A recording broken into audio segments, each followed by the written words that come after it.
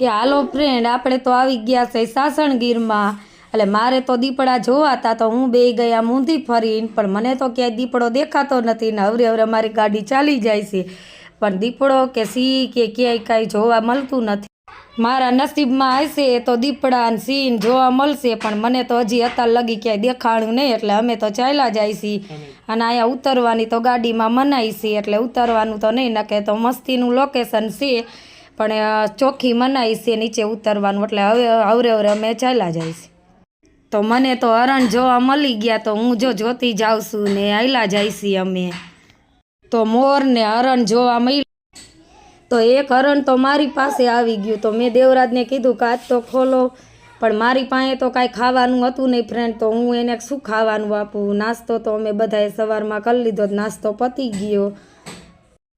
તો હરણને તો મારા ઉપર એટલો પ્રેમ આવ્યો, તો હરણે મારી પાસે આવી ગયું, પણ મારે શું કરવું? નકે તો હું ઘરે લઈ લઉં એને. તો ફ્રેન્ડ, અહીંયા તો ઠંડી એટલી બધી છે, તો આ જાનવરને ટાઈટ કેટલી વાતી છે મને.